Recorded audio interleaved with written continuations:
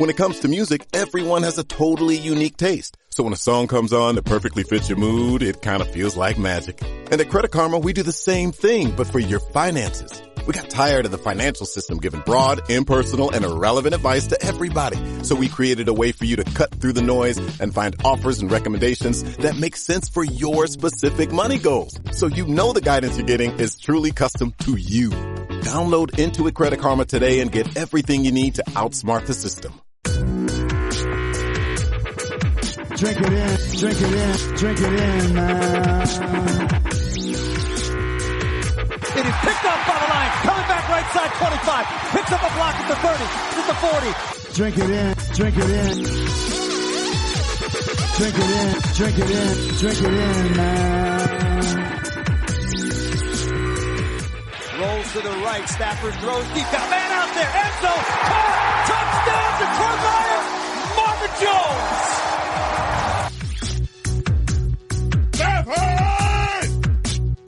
Drink it in, drink it in. Touchdown, Detroit Lions! Cornbread.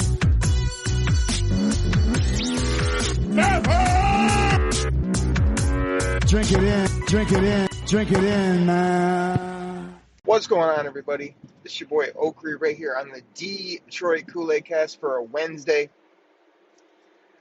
Oh, I'm so frustrated. That was just a very tough game against the Saints. The Detroit Lions were healthy. The Saints were not. The Lions came out 14-zip. They gave up, 35 unanswered points. And before you knew it, this game got out of hand. Lions make a late comeback and fall short. Not able to get off the field on third down. Not able to do what they need to try to win this game late. So, real frustrated. Everybody's up in arms about Matt Patricia, Bob Quinn, everybody just not satisfied. 1-3 heading into the bye week. Yeah, you've got some teams that are a little bit,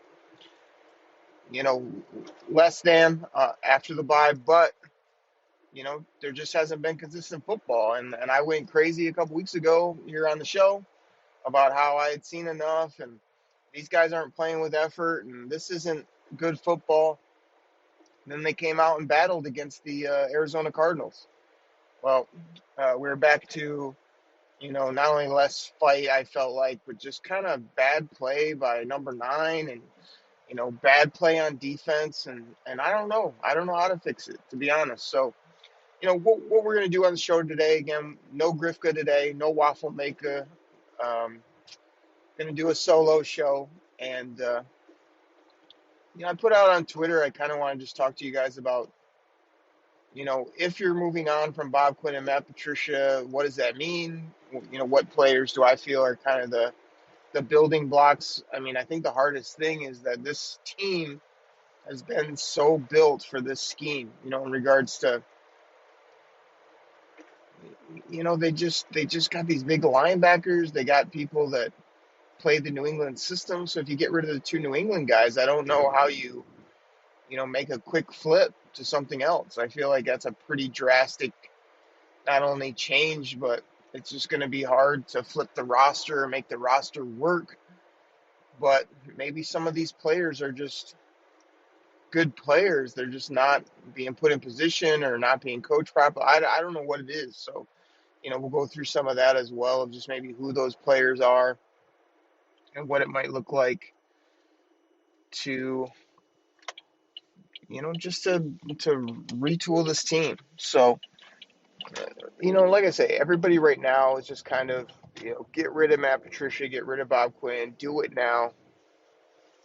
And I get it, I get the frustration. I mean, people on Twitter will see me sort of back up some of these guys or give them, a little bit of support online about certain things. But if you look at a lot of my tweets at Derek Okrie, DEREK OKRIE, you'll see me always say, like, the wins aren't there, and it's, in my opinion, it's been long enough. This isn't a year in when people want to get rid of them. This isn't 2 years in when you should have seen, progress, but you had all the injuries, especially to your quarterback. This is a quarter away through year 3, and the defense is just so bad. So bad. I mean, you watch other NFL games. I mean, not only do they have explosive playmakers on both sides of the ball, but like on defense, you see these guys that, they play solid football. They don't give up, 18, 20-yard passes like so easily like the Lions have been doing. They don't, get sliced up for 35 points against a depleted team when you came out hot out the gate on offense. I mean, it's just very disconcerting to watch the defense. So, I don't argue that we should have more wins. I don't sit here and say, oh, give them more time, because I feel like you could easily ride out the year. The Lions' MO has usually been to ride out the year, not make any drastic changes, and then sort of go from there. And I feel like that's probably what happens here. I mean, I feel like if you really want not only a rebuild, but new GM, new coach, but not I know people want to say, like, hey, have a horrible record, maybe get one of these new quarterbacks. Like, I don't know. I don't know that, 3 wins or something is really going to be what everybody's looking for. So I think this is probably like a 5 to 7 win team at this point. Hopefully more in the 6, 7, maybe even 8 range. If you beat some of those teams that are supposedly, not as good as you on paper. But I say just, ride out this regime. I can't see them doing much at this point to sort of show that they need to return, but I could definitely see enough to just sort of play out the string, win some ball games, play a little bit better. They're going to be inconsistent, no doubt about it. And then, make your change as early as you want to in the off season. Again, it's going to come down to roster. How are you going to change that roster? I mean, when I think about some of the building blocks of the players I think are just legit good players on the Lions, let's start on the offensive side of the ball. You start with number 9, the quarterback. He's a good quarterback. You saw me also on Twitter kind of question, would it kill the guy to just go off one of these days? Would it kill Matt Stafford to show a little bit more emotion like he used to back in his first couple of years? Good and bad. Hey, throw some touchdowns, show a little bit more moxie, a little bit more swag. And then when stuff's not going well, dump over the Gatorade bottle at some point, or get up to the podium and say, hey, not only was I not good enough, this whole team needs to get better. And, you don't have to call out individual players, individual plays, but you could say, hey, I need better play across the board. This is inexcusable. The effort has to be better. We got to get this fixed, and say it with some conviction. So, everybody gets the memo. You could say you do this behind the scenes all the time, but most good leaders have come out a couple times and really put their team, their organization, and other people that need to be on notice. Not always 100% behind the scenes, or the well, I gotta play better. Well, I'd like to have those back. Well, it's not. We want to be better. We want to win. All this stuff that you hear every week. It's like, not only, instead of saying you want to win, like, how are you gonna win? How are you gonna be better? Matt Stafford, instead of saying I'd like a couple back and just assuming that every game you're gonna miss 2 touchdowns, or you're gonna miss a deep ball. How about either just make that play, or have a better answer than there's a couple I like to have back. Obviously, just hold yourself to a higher standard out in the public. Man, I got to be better. That's a horrible throw by me. Like, that cost us the game. That cost us points. Those are the type of things I'd like to hear from him. So, it starts with him. Other players in the offense that I do like, regardless of scheme, coaches, whatever it may be. I mean, they got to decide what they're going to do with Kenny Golladay. I feel like he's still a player worth keeping around. Yeah, he's not a big separator. Yeah, he's not a speed guy, but he can play. So you can keep Kenny Golladay here at a good price. I think that you should do so, rather than leaving the cupboard bare at wide receiver. TJ Hawkinson can play. I mean, this guy is a guy that He just doesn't get enough football. Seriously, this year he's caught everything. He's open a lot. He does a lot of nice things for this team, and he sees maybe 5 footballs a game. That needs to be 8. That needs to be 10 at times. And it's just been very inconsistent getting him the football. DeAndre Swift. I mean, this guy's a ball player, man. This guy's smooth. This guy's silky. This guy has burst. This guy can catch. I think every time, other than the one ball against Chicago, he's made some incredible catches on slants or, these wheel route type things that he's running. Balls that aren't even the best footballs. He's snatching them up with no problem. Getting yards after the catch. Just get him the ball more. Use him as your Kamara. I mean, come on. This guy is a heck of a talent and somebody that needs to be featured more, no doubt about it. Um, gosh, I'm trying to think. Obviously you got Decker in the fold on the offensive line, Frank Ragnow, but just thinking out loud here, I don't see many other players, that I really want to build around or that I think are dynamic or, those are pretty much it. So take those 4 or 5 players, Swift, Hawkinson, Stafford, and Kenny, and you just sort of build off that. Yeah, you've got some role players that can do some things, but I'm talking about the main guys. And then when you look to defense, on defense, it's tough. I hate to say it, but like I also put out online, Jelani Tavai to me is a guy that he can't play. Jelani Tavai can't play the 2020 NFL game. He's too slow. He just his processing isn't right, and I don't know what it's gonna. You hate to move on from a high second round pick like that, but it's pretty obvious that he can't get it done. So, I feel like you need to sort of move on from that. You need to retool this roster for 2020 when you move on from this regime, probably, which is faster linebackers.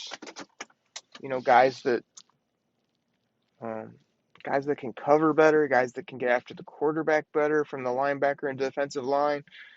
I'm very close to just admitting or being done with Trey Flowers. I feel like Trey Flowers is a very solid player. He does some nice things, but he doesn't do enough dynamic things to warrant $18 million. And it's been consistent now that he just kind of almost gets there, or he has the size and measurables and want to, but he's not that. He's that quiet, ho-hum kind of leader as well. I don't see him firing the troops up or being a guy that's going to lead this team or be on the talk shows and be that just absolute ace of the defense. So, from him, it's like we got him for another 3-4 years, but I don't think he's a dead set building block either. So, when I look at building blocks again, I'm looking at guys like, Tracy Walker, has been used, sparingly. I had some things to say about him as well, just kind of his inconsistencies or his ability to, cover consistently or get his hands on footballs. We still haven't seen that really at a high level, but if you're asking me to project forward, like Tracy Walker's a guy that I think can be a building block. He's a really lanky, athletic safety that has a lot of grit and grime to him, a dog, as I would say, from mentality, but he just has to make more plays. I mean, Jeff Okudah, what's the stat right now going around? Oh, he's the 109th out of 109th corners in all of football via PFF. And you hear me come on the show and say PFF, they watch every game, they watch every play, they grade everything out. Like, it's a very good resource, I believe. But, Jeff Okudah is a really good player. He has a really good mindset. And, I think he's not only in a bad scheme right now, he's just having those really early rookie issues, which we've seen before. And then guys come around and make a big leap. I mean, let's go back to Darius Slay. No good, his first year and a half. Just kind of there. and then all of a sudden he's an all-pro, one of the top corners in the game. So I think you'd see the same from Jeff Okudah. And gosh, I don't even know where you go with some of the other players. Everybody else seems to be an aging vet or just kind of a middle of the road guy, not somebody that I really, necessarily want to build on. So I think you're looking at Walker, Okudah. If you want to lump Flowers in based on his salary, his size, you could, but he hasn't produced. And then, the young guys that I had pinned my hopes on, like Deshaun Hand, the linebackers like we talked about, um, it's just not there. I mean, even Justin Coleman, like he's one of the higher paid slots, and he hasn't impressed me that much either with what he's done here in a Lions uniform. He's just been inconsistent, hit or miss, not enough plays.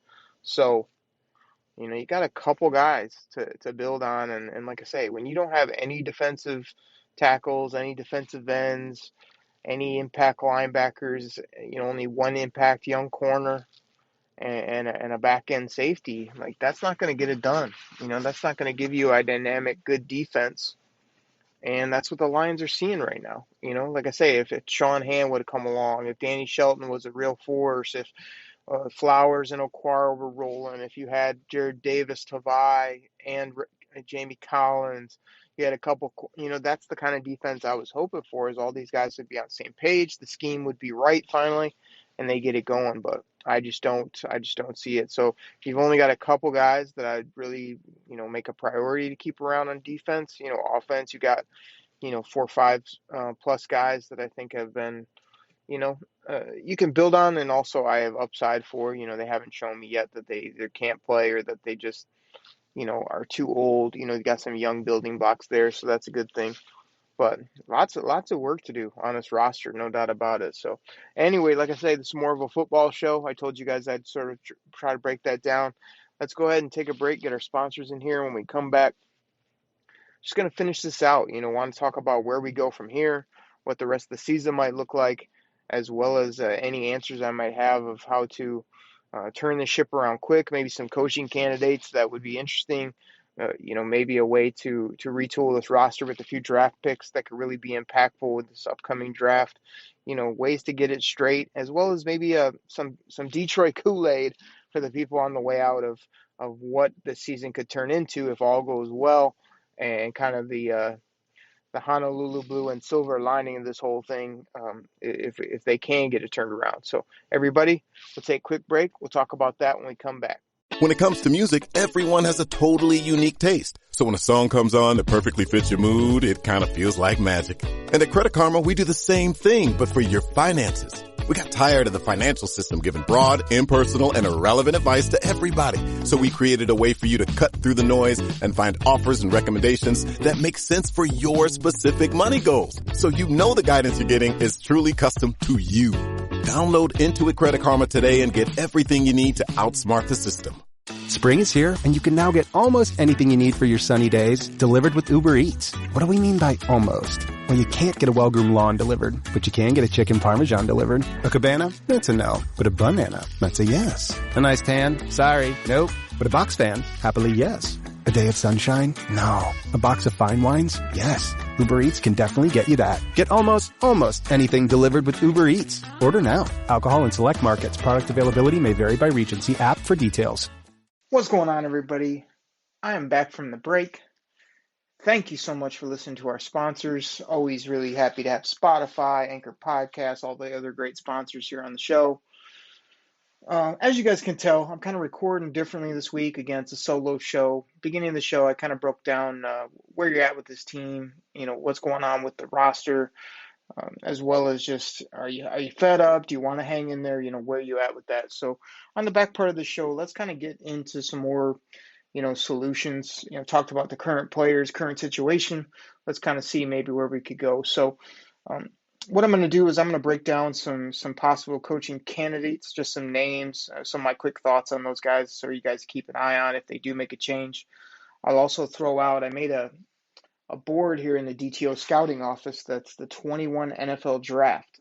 So just some very early names that I just put on that. So I'll rifle those off to you and kind of let you know what I'm thinking before we obviously get into, a lot of teams haven't started up in college football yet. Michigan football getting ready to kick off in a couple weeks. Go Blue. And like you say, I really don't get into a lot of these prospects until after the season and combine time and after their testing and all that. But we'll talk about that, and we'll also talk about 2021 NFL free agents. I even have a little board for that where I put a few names up, guys that might fit the current Lions team. But like you say, where are you guys at right now? Are you at a full overhaul? Just get rid of everybody, scrap the roster, start over? Or do you want to build off what they currently have? So before I get into those three items, I guess I just want to say, I know this is going to sound like I'm on both sides of the fence, kind of like, I don't know, kind of like the waffle maker often does on this show. You know who he is, Grifka, where he'll say, like, oh, I don't want the Lions to lose, but I think they'll lose. I guess I'm there right now where I'm fine to move on from this regime. I feel like I continue to see the same issues. I do feel like it's more on the players more so. It's not like Matt Pat doesn't know how to coach. It's not like Patricia doesn't know how to win. It's not like Bob Quinn didn't come from a scouting staff that, always seemed to find those diamonds in the rough. Of course, they had their misses, as every team does, but he obviously came up the right way when it comes to scouting, drafting, acquiring players, all that type of thing. So, it's not like they don't know what they're doing. I just feel like whatever they have been doing just isn't coming together. It's year 5 for Bob Quinn, year 3+ for Matt Patricia. And what do we have? I thought we had young, hungry players. It feels like we have guys that can't cover, can't tackle, and can't make enough plays on offense to win ball games. So I'm fine to move on, but I'm also here to say that I think the most prudent thing to do is just sort of ride this season out, try to win anywhere from, like I said earlier, 5 games, maybe all the way up to 6, 7, 8+ ball games. And then you can still move forward if you feel like everything's not in place. I think people would just be up in arms if they just bring back everybody and act like everything's fine. Even if you ripped off a bunch of wins here after the bye week and end up winning, 7, 8, even 9 games and missing the playoffs. Like, I don't know that it's going to be okay unless the football is totally consistent and top notch, which I just don't see happening. So the easiest route, though, to me is to ride out the staff. In the meantime, come up with your game plan, decide, even if you ride out the staff, like, I wouldn't be opposed to considering trading Kenny Galladay if you don't want to pay him to get some draft assets. I wouldn't be opposed if a contender really needs a quarterback and you want to move on from Matt Stafford. You could still do all those things with Matt Patricia and Bob Quinn in place. And then you're acquiring assets. You're kind of turning over your roster. You're keeping the same staff so that you don't have to, teach in this crazy offseason. You don't have to reteach what they're currently doing. You can try to still be competitive each and every week, but also move this thing forward. And then, in that scenario, you could still get rid of the GM and the coach, and hopefully at that point, do it right in the beginning of the offseason and get a top level candidate from a head coach perspective, as well as a legitimate GM. Let's get Rod Wood out of here too, the family friend, and let's get a president, a head of football operations, or, just under the team owner type of guy that can really, get this thing steered in the right direction. So that's kind of how I'd go. I'd sort of keep them on, but sort of, if the right opportunities. I'm not trading Matt Stafford for a bucket of balls. I'm not getting rid of Kenny Galladay for not some high-end draft resources. But hey, man, if you pony up for those guys, and I feel like moving on is going to help me in the future, as well as, give a guy like Matt Stafford another place where he can sink his teeth into and play football for the next 3 to 5 years. Yeah, I would do it for the betterment of the organization. And like I say, I don't know what you gain from getting rid of everybody in a week. So it looks like they're not going to do it now. So let's say week 7, week 8, halfway through the season, you're going to boot everybody out and then, do what we had last year, which have to watch 8 to 10 football games, depending on when you do it, of just a mess of, new coach, the players aren't on board, maybe you got some injuries still and you're just not able to win it. So, like I say, I'd sort of ride it out, make moves as you need to, and don't promise them anything about 2021. And if they shock us all and they win a bunch of games and every week we're playing good defense, scoring, 25 plus points a game on offense, running the football like a hard-nosed football team should, hey, that's the scenario. That's the Detroit Kool-Aid where you're like, hey, it took way too long to get it going, but we got it going and we think we can sustain it. And we think we can, this plan is finally coming to fruition. So those are the two sides of the coin. Now, let's talk about coaching candidates. The name everybody wants to talk about is Eric Bieniemy from the Kansas City Chiefs, everybody's favorite football team. They draw up the craziest plays every week. They put up crazy points. They won a Super Bowl. They're doing big things over there in Kansas City, but we don't have Patrick Mahomes. I know there's a lot of people out there that love Matt Stafford. I've been a supporter of Matt Stafford. I don't know if I love him, think he's the greatest thing ever, because he's consistently having too many times where I just missed him. I want to have that back. I talked about that earlier in the show. It's like, I'm getting sick of it. I'm also getting sick of the podium, the same old, same old. Okay, your teammates think you're a great guy and a pretty good leader. Great, but Pat Mahomes, Deshaun Watson, like Tua Tagovailoa, I think will be like this. There's multiple guys in the NFL who are just winners, and they just go out and win, and they're still talented, and they make plays every single Sunday in the biggest situations. So, Bieniemy, I think, is a good candidate. He's due a job. Would he want to come here? I don't know. I mean, right now we have a good offense, but if you don't bring back Kenny, you've got basically no receivers heading into next year. DeAndre Swift's a nice piece, but it's not like we have a dominant run game. So he's not going to be able to do the same things unless you ink up Kenny, keep Stafford, and Bieniemy thinks that he can do similar things with a revamped Lions offense and those type of playmakers as the key cogs. But like I say, he's an interesting candidate. He's a fiery guy. That's what I like about him. He's a get in your face, tell you how you feel, and obviously he's smart and has an offensive game. So Bieniemy, everybody wants him. He's kind of the top name, but Lions often don't take the top name, or when they do, it's the top name that everybody thinks is perfect and it never works. So we'll see.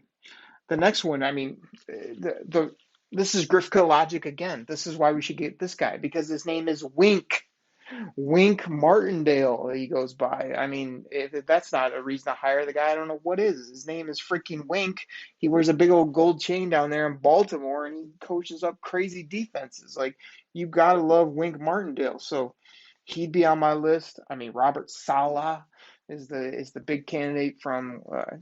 He's still over in San Francisco, I believe. He's a big, jacked up, bald dude that you always see whooping it up on the sideline. I mean, my problem with him is, he's been coaching for a handful of years, never been a head guy. I mean, he's going to have the same type of problems Matt Patricia did. It's like, okay, you're great as a special teams coach, defensive coordinator, whatever your history is. But when you're made the CEO of the team, you come in and you want to change everything, facilities, diet, training, practice habits, roster. You're trying to do all this stuff that you never had to deal with, especially all the headaches with some of these players. Like, it's a whole different ball game than just trying to be a coordinator, at a certain level. So I just think I don't really want to deal. I mean, yeah, Bieniemy's going to have that as well, but I don't know. Salah and Bieniemy, they just worry me because, yeah, maybe he's the next greatest thing. And then he's also maybe a guy that's going to go through all the same road bumps we always do when we're trying to find the next best thing here in Detroit. So I don't know. It's interesting. I like his fire as well. So that would be a curious one. Lincoln Riley is always a name you hear from Oklahoma. They're obviously having their struggles. Oklahoma lost it to, just garbage can teams. I don't know what's going on down there, but he's got crazy offense. Seems like a smart guy. Seems like he'd be a Lions type fit when it comes to a head coach of a trendy name, a guy that maybe wants to, get a big payday, coming to be a head coach in the NFL for a certain amount of time. Seems to have the temperament, that I'm at Stafford would do well with if we're going to keep number 9 here as the quarterback for the next 3-4 years. So Lincoln Riley is an option, maybe not the greatest option. And yep, I had to put him on the list. Me and Griff argued about him, but hey, let's say the season does tank. Let's say you're picking at the top of the draft, but not the top. So Trevor Lawrence is going to be gone.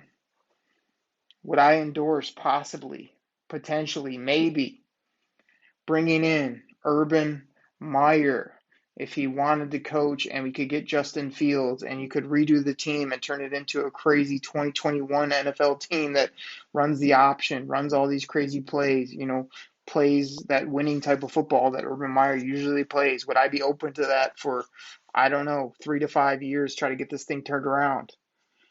I would, because I'm so frustrated. I just want to win dang ball games. I want to see the Lions do well. So if Urban Meyer wanted to do that for the Detroit Lions, we pay him handsomely. He could have his quarterback.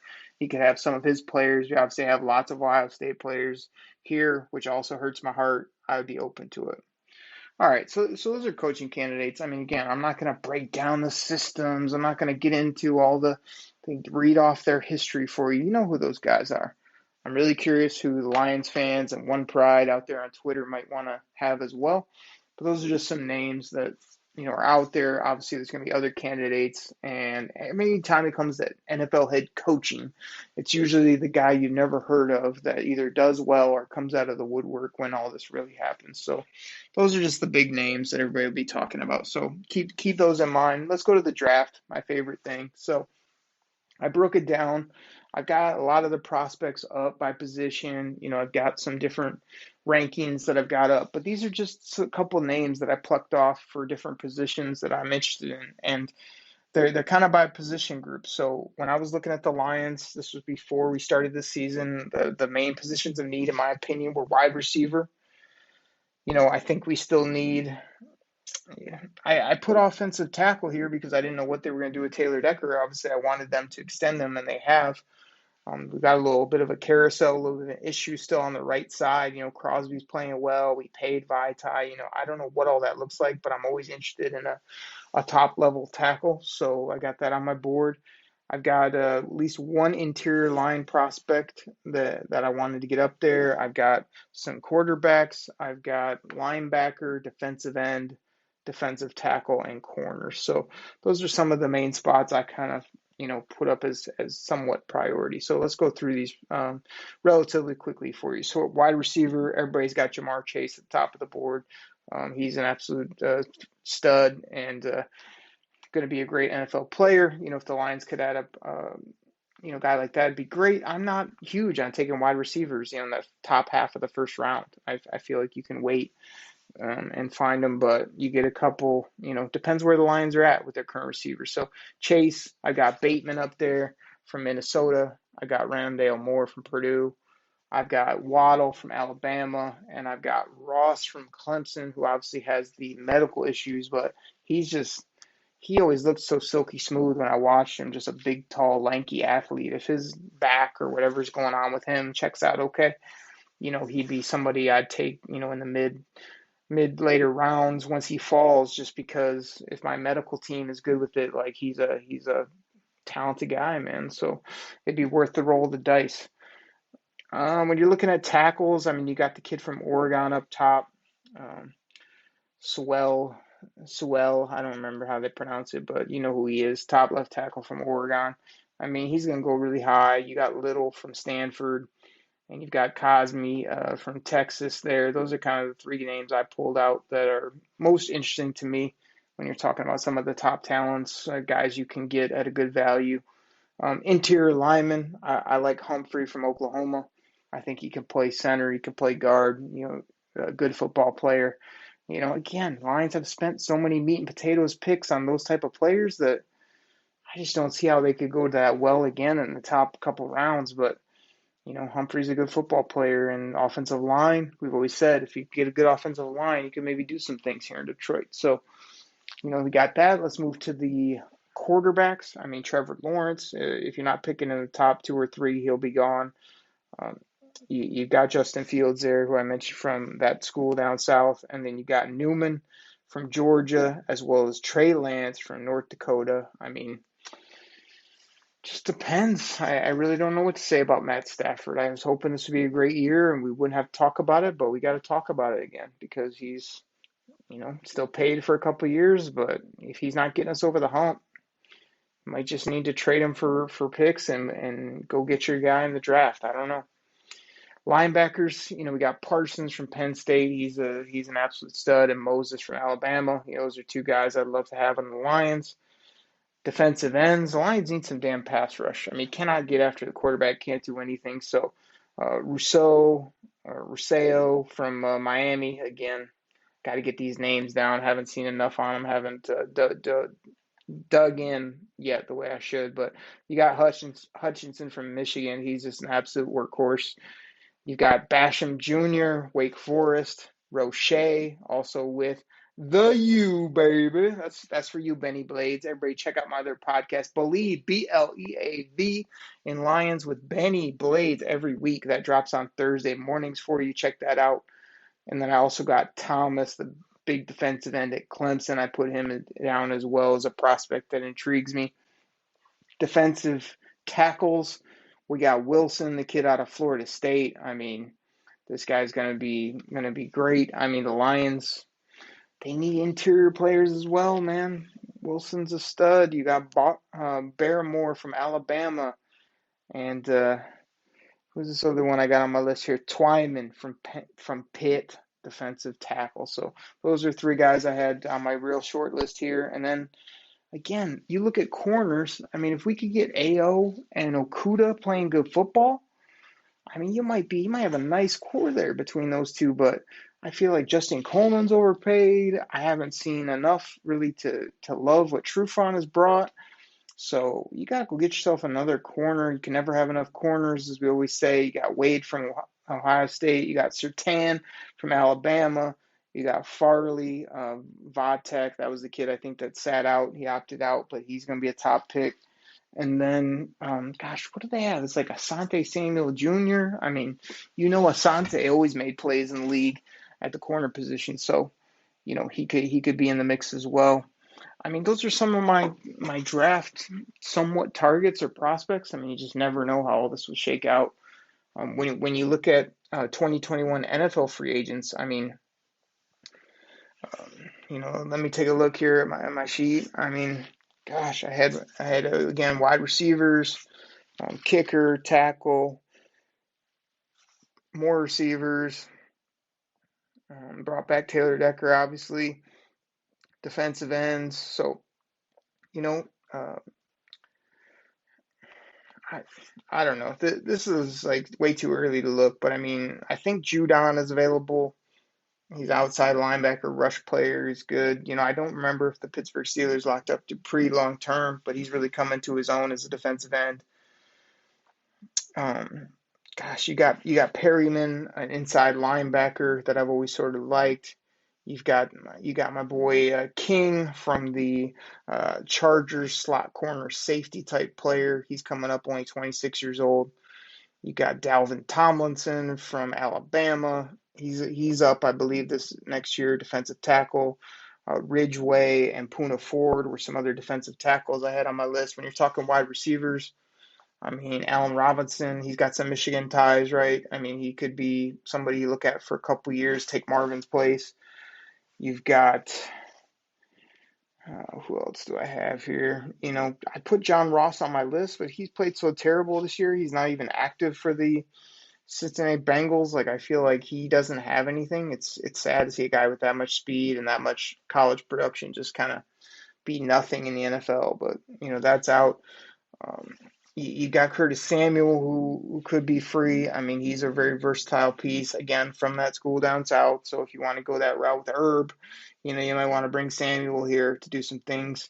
And then you got, fringe players like D.D. Westbrook, Josh Reynolds over there with the Rams. You got Marvin Hall, who we have currently. Do you want to bring him back? I can't remember. I think Ngakoue got locked up. I think he signed long-term, didn't he? Or just that one-year franchise with the Vikings. But he was on my list. So plenty more work to do on the draft and free agency, but those are just kind of some names. The way I think the Lions get this right, there's two ways it can go. There's probably more than two ways, but the two main ways I'm hoping for is that they just come out guns a-blazing after the bye, somehow get some things fixed and get healthy and beat up on what we got: the Jaguars, the Falcons. The Colts will be a tough game. At Minnesota, they're not playing great. Washington's not very good. Carolina's not very good. Houston's 0-4 and just fired their coach. Chicago, they're not very good. We had them beat week 1. And then you finish the season tough with Green Bay, Tennessee, Tampa Bay, and then the Vikings again. So you could go on a little run there in the middle of the year. I'm not saying you're going to win all those football games, but again, 1 win, 3 losses. Let's say you rip off 3-4 wins there. You're sitting at 5 and whatever. Get 1 or 2 of those last couple games. I kind of think that's somewhat best case scenario at this point. Worst case scenario is, like I say, they get beat by Jacksonville, lose Atlanta, maybe really look bad or something against the Colts, and then they make a change midseason, and then you're talking about again those 3-4 wins. You're talking about picking at the top of the draft. I know people love that scenario because they're just going to retool their team really quickly, but I think that's somewhat worst case scenario, because then you're talking about starting all over. You're talking about anywhere from 2 to 5 years kind of rebuilding a roster and bringing in new people. And I know everybody on Twitter wants to tell me about the 2 or 3 success stories that came in, switched everything up and won right away, but it's not the norm. So I think Lions fans out there should root for, only 4 games into the season. We're only 1/4, 25% of the season. So they could turn it around. They could win ball games. They could have just a ho-hum kind of year where it's like, hey, we won 7 games. It's not that bad. But everybody's freaking out because they've just seen just such poor play on the defensive side of the ball. They've seen such ridiculousness when it comes to 35 straight points by the Saints when you were up 14-zip. We're losing to Mitch Trubisky. We're, it's just getting just busted up by the Packers. It's just after being ahead early. It's just all these things that are making people freak out. I think that it's just not normal looking football. It's not good football, and it's just very discouraging. But they don't have much time to sort of turn it around. We've seen it enough now where it's not an anomaly. It's not like, oh, you got blown out once or twice in the season. They're continuing to have struggles of holding leads, stopping anyone on defense, and the offense. Like I've said, I like a lot of their offensive pieces, but to me, they're not a special offense. They're not somebody that you fear. They're not somebody that is going to consistently produce. They're a pretty good offense in the NFL. Or above average. It's not anything to write home about. So we'll see what happens. Detroit Kool-Aid. I know each week here I'm always trying to pour out that Detroit Kool-Aid and give something positive. I'm from as frustrated as everybody else. I didn't expect the season going this way. A lot of the players that I sort of hung my hat on that were going to take the next step haven't done so at this point. There's still 75% of the season left, so they could still show up and show me, but I've seen too much bad play, and I've seen too many bad habits and too much almost infighting. Even Duron Harmon was just kind of like, man, it's the players' fault. We aren't working hard. We're not making plays. We're not hustling. We're not being fundamentally sound. We're not being consistent. All those things just doom you as a team, as a football player, and just as an organization right now. So I know everybody wants to put it on the coach, the GM, and they obviously have not won and have not been, as good as you would like, obviously, but they are not the only people to blame. There are guys out there that need to block, tackle, score touchdowns, catch the football, run the football, all those things that really win you ball games. So we'll see what happens. I'm very curious. I've given you both sides of the coin today, where I'm totally fine if they do fire them both and flip this whole thing over. And I'm also okay if they kind of ride it out with no guarantees to anybody and see how it plays. But I think there's going to need some drastic changes, as well as I just want to get back to watching really good football where every week we show up, not only we have a chance, but we don't have these crazy spells of not being able to stop anybody, not being able to sack the quarterback. We can't get turnovers. We can't consistently score points. All these things that are just Just so frustrating to me and all the Detroit Lions fans out there. So everybody, I don't have a ton of Kool-Aid for you. That's what I got. We'll see what happens. That's kind of my rebuild, what-if scenarios, gave you some draft picks, gave you some free agents to consider. Obviously, it's way too early, but we got to piece this thing together. We got to sort of figure out where this team is going and how they're going to get there. And I don't think we know. I don't think the ownership knows. And I don't think the story will be written until more of the season goes on. I mean, again, 4 games. We're at a bye week. We'll see in week 6, 7, and 8 what they do.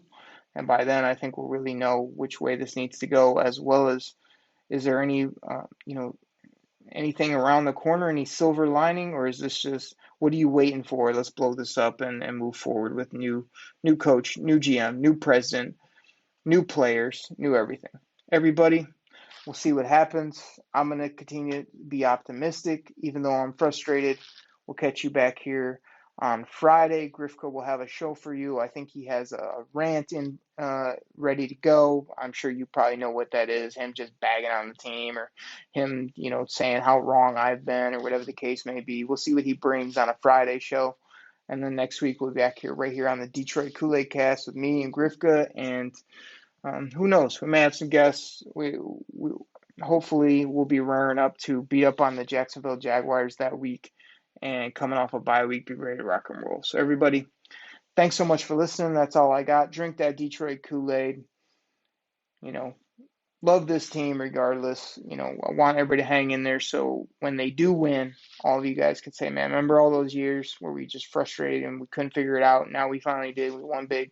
I want you guys all to be there, not quit on this team, this organization, but expect excellence. I don't blame you for getting upset when they're not winning, and when they're not playing good football, and when the draft picks aren't working out, and the coaches aren't using talented players like Swift, or the young Quara kid. All these people. It's just kind of like, yeah, we don't have the answers right now, but it doesn't mean that they're not right around the corner, or that you can't hang in there, so that when they do get it right and they do win big and they in the playoffs and they have the home playoff game and they got the parade down Woodward, that you can be there and say, man, I've been here for years and years waiting for this day.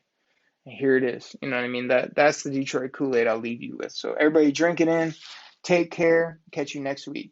I'm out. Pack the bag, start the plane. This game is over.